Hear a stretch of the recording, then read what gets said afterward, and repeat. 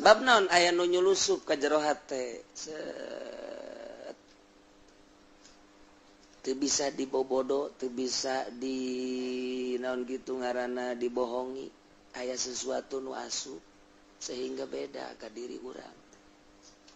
Kumaha tah bedana barang aya nu asup ka jero hate aju eta asupna teh model beda-beda jelema teh diasupan ku nur makrifat. Aya nu keur salat ge keur 2 rakaat, rakaat awal biasa, rakaat kedua biasa, rakaat kedua katilu aya nur ilahi keur salat. Aya nu keur zikir baragus keneh tawa biasa. Aya nu keur ngala wudu, keur wudu ditafakura asup marifat. Datangna ilmu marifat teh marifatullah eta teh rahasia Allah. Allah kumaha Allah bae merekna. Aya nu keur leumpang ieu mah keur leumpang asup ka jero marifat. Aya nu keur di warung kopi biasa pelayan susuna ka dulu biasa gitu. Nyana kadinya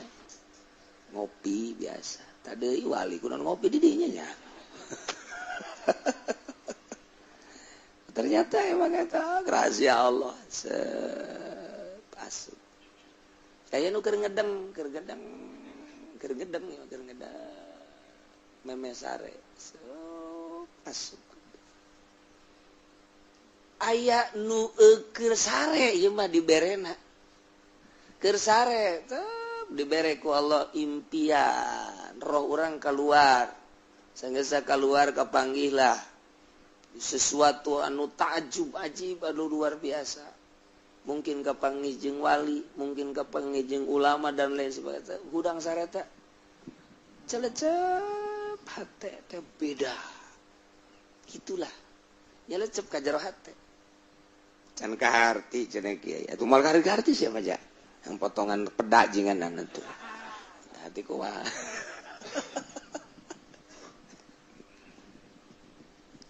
Ieu hate urang teh asa dicekelan, hate teh asa dicekelan, hate dicekelan, hate teh asa dicekelan ku Allah. Teu menang ka mana aja kalau teh geus ulah ka mana dicekelan hate teh. Jadi Allah teh nyekelan hate urang.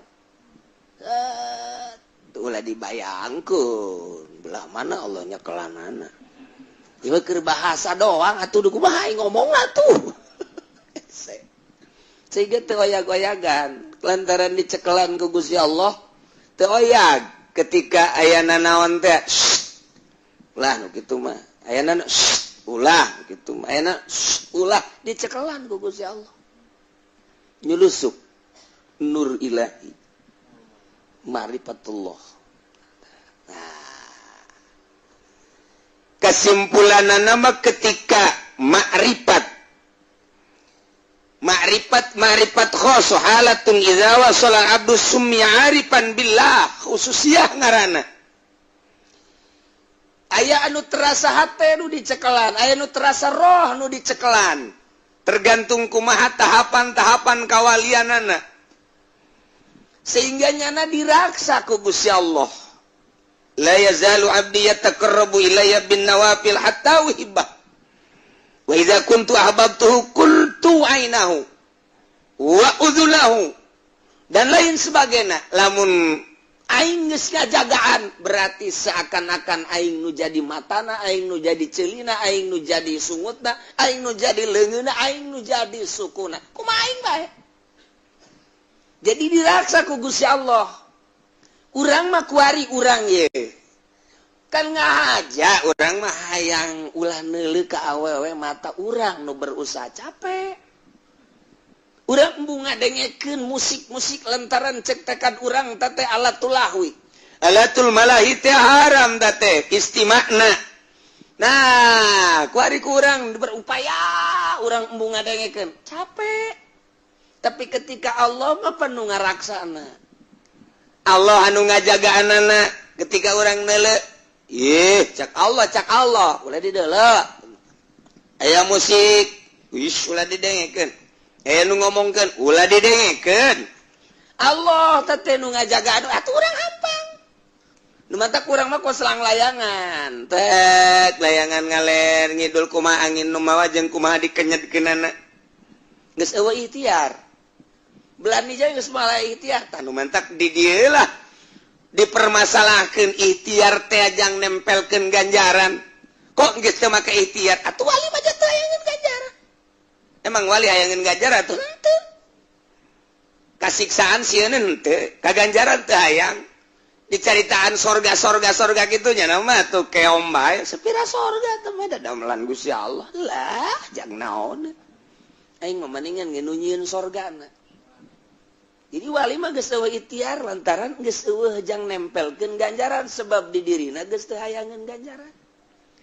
Teu embung siksa teu hayang ganjaran. Hayangna ka mana? Hiji we Allah aing mah. Nu nyieun Al-Mudabbir wal Musakkid wal Muharrik. Eta bae kana mah tah. Geus eueuh ikhtiar. Eueuh sorangan. Eueuh sorangan teh kos kitu teh eueuh. Jadi ketika sholat ge eueuh ikhtiaran Allah we Allahu Akbar babacaan dan lain sebagainya hese nyaritakeunana lantaran eta mah dicaritakeun ku kumaha ge moal bisa sebab tah merasa tah kuari geus aya ye di jero hate nurusup ka jero menang ti Allah atuh urang teh dijaga dedelean dedengean ucap cecekelan lengkah kabeh dijaga geus ngeunaheun hirup di dinya ngadengekeun suara jelema nu ngaji Al-Qur'an misalna geus lain make ceulik ahli marifat geus lain make ceulik lain geus teu kadenge ku ceulik henteu lamun aya nu ngaji misalna teh a'udzubillahi minasyaitonir rajim bismillahirrahmanirrahim kadengena lain ku ceulik ku ieu ku sabulu-bulu ngeunaheun jadi tepuguh kadengena di mana tepuguh ngan ngeunaheun bae ngeunaheun mantap kajureup bees ngeunaheun hese kos kitu mah lantaran rasa jadi urang lamun keur salat misalnya kedatang ke waktu salat imaman maghrib atau isya Allahu akbar bismillahirrahmanirrahim urang kabarna dibere ku Allah ngeunaheun lain sora imam model Muammar model Humaydi lain makhraj geus teu diitibar suara geus teu diitibar ngeunaheun wallahu alam eta rasa ngeunah teh kumaha hese nyaritakeunana lantaran datangna ge lain ti ceulik ka ngeunaheun teh sabulu-bulu bae ngeunaheun padahal mah lamun ceuk ahli qiraat mah salah teh babacaan salah teh babacaan teh mungkin madna mungkin makhrajna salah tapi geus ngeunaheun bae tah rahasia Allah teh datang ka kos kitu teh eta teh geus datang ngeunaheun jadi geus teu hayangeun nya lagi maca ge hayangna ngadengekeun bae lantaran ngeunah bisa ngabedakeun nya lamun geus kos kitu teh antara ieu sifat rububiyah nu ieu mah bogana sifat ubudiyah sebabnya geus jadi wali sanajan dikomentarkeun terus bae moal aya anggeus-anggeusna nu kos kitu mah dek nyampaikeun rasa mah moal bisa jeung beda-beda engke cara nu nyampaikeunna mungkin si itu mah kalau boga rasa teh dek disampaikeun teu geuna carana kos kitu si ieu mah kos kitu nu mantap kitab wali beda-beda cara menyampaikeunana Minhajul Abidin karangan Imam Ghazali tapi metode eta mah kos kitu ihya kos kitu hikam mah kos kitu nah ieu menyampaikan rasa dek nyampaikeun rasa ujung-ujungna mah di ihya ge dek nyampaikeun rasa ma'rifat mun carana make metode lantaran aya guru kitu keneh kitu syahatu illah cara nyampaikeun rasa teh kumaha ieu supaya ka harti Gus Dur mah kitu cara nyampaikeun rasa jadi dek nyampaikeun syariat make rasa eta teh tadi model kitu nyirorok kidul berjilbab tidak berjilbab eta dek nyampaikeun rasa gitulah gaya-gaya manusia geus sampai ka rasa engke keceplukan omong bae rasa teh kajen kukumaha ge bakal kaluar bae ditahan-tahan ditahan tetap baik bakal keluar urang mah lantaran teu boga dikemukakan dia lain baik jadi beda mutiara nu aya nu asli dikeluarkan bakal katembong sinar mutiara tapi batur rawa bening kajian teuing diusapan baik emang sakit kituna bae sakit kituna bae emang tama menang gitu menang ngamodik menang ngitak geus biasa kituna kajian kuku mah ge nah iyalah manusia nu geus boga rasa marifatullah bisa ngabedakeun si ieu wali si ieu lain di mana eta tuh kanyahokeunana hese nyaritakeun apa justru wali diangkat jadi wali teh ya ku sebabnya geus bisa ngabedakeun nu mantak engke nyana ngahiji ahli ma'rifat jeung ahli ma'rifat deui ahli ikhlas ngahiji jeung ahli ikhlas deui percis kos calo ngahiji jeung calo deui kajian kuku mah ge teu betaheun calo lamun teu ngahiji jeung calo teu betaheun jasa tukang korupsi ngahiji jeung lain tukang korupsi tukang maling pasti ngahiji jeung pamalingan deui kajian kuku mah ge kitu bae jadi sapagodosna nyana teh tah ngahiji ahli marifat ngahiji jeung ahli marifat deui henteu kudu babarengan ahli marifat mah sanajan jauh nu hiji di Masik nu hiji di Magrib nu hiji di Malaysia nu hiji di Indonesia ngahiji kok bisa ngahiji sih atuh hese tah mah urusanna ruhani bisa ngahiji kapanggih di hiji tempat bisa ngahiji iring-iringan bisa ngobrol nyana sebab wali mah bisa ngobrol jeung sahibul makbaroh bisa kapanggih ngobrol biasa sebab ahli Allah mah pan wali teu maot anak teu maot bisa dipanggihan teu maot kapan ulah boga sangka ranjeun kabeh jelema anu maot fisabilillah amwat bal ahyaun yurzaquna hirup di rizkian biasa berarti kan teu maot anak teu maot bisa dipanggihan lah ulah hese-hese ente engke tas isa kira-kira jam 12 kumaha ka kuburan ge kuburan entena ulah make nanaon ulah make baju ulah make celana ulah make kaos ulah make sempak sataranjang ka kuburan kapanggih ge sebab setan ge neuleuh wah batur aing ieu jadi kapanggih ge setan jeung setan nyanana ge neuleuh ka nyana aing setan beureun emang jadi setan nyana ge sebab nu teu make calana mah setan kapanggih kitu mentek lamun aya jelema ieu maot misalna ieu jelema maot teh aya jelema maot haju ngaririwaan bae biasana nu sok ngaririwaan teh misalna nu tabrakan atawa tabrakan ge anu tara ibadah atawa nu gantung diri eta engke ngaririwaan aya bae tah di imah teh atau ka imah tetangga babari teh pokos kitu nyaleungitkeunana babari kurang pas maghrib kadinya ulah make calana ulah make nanaon ulah sataranjang urang ka kuburan ngoser urang engke aya nyurucus secus didinya tenden ku urang botol slek botol diurut nyurucus terus ulah ditendenan ulah ditutup guys urang dek balik atau dek didinya baik subuh kira-kira jam 3:30 urang kadinya deui mulai jam 3 urang kadinya nyana balik kira-kira jam 3 3:30 atau jam 4 engke aya deui nyurucus kadinya asup tutupan isukna malaya ngan carana urang kadinyana ulah make calana sataranjang sebab nyana ge neuleuh tuh batur aing cak nyana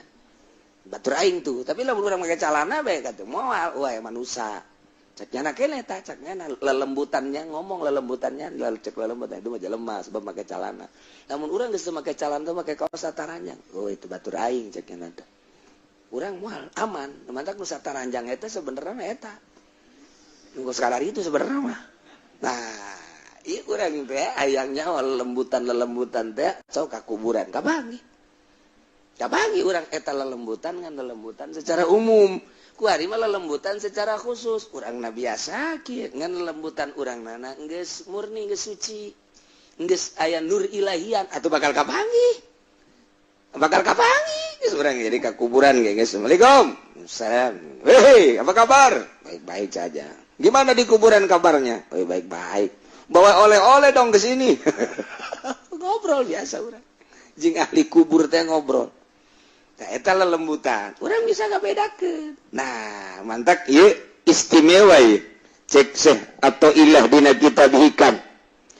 subhana man satara sitral khususiyah maha suci zat Allah anu nutupan kana rahasia sifat kawalian bizuhuril basariyah kulahirna sifat kamanusiaan hiji jelema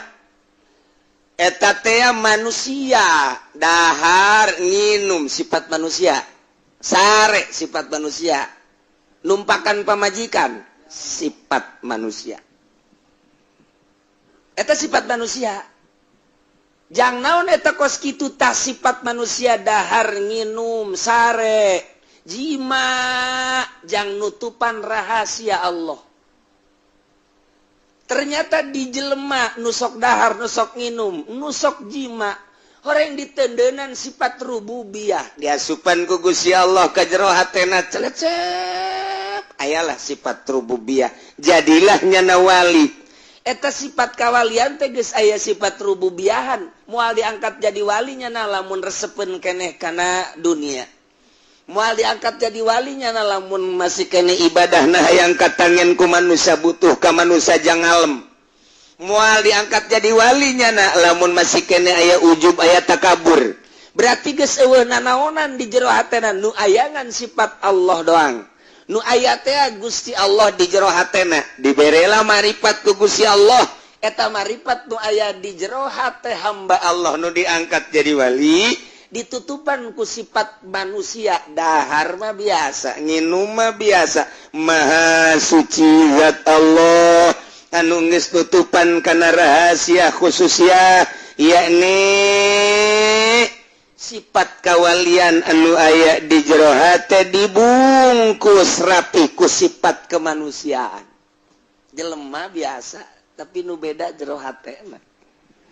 kanyahoanana kumaha wa zahara Allah ngalahirkeun bi uzbatir rububiyah kana keagungan sifat rububiyana fi izharil ubudiyah dina ngalahirkeun sifat kahambaan lantaran nol jasanya sifat kahambaanana bener-bener asli sifat kahambaanana setiap waktu salat setiap instruksi sunnah, setiap instruksi dan lain sebagainya kunyana sangat diperhatikan padahal mah manusia dahar nginum di jero hatena aya sifat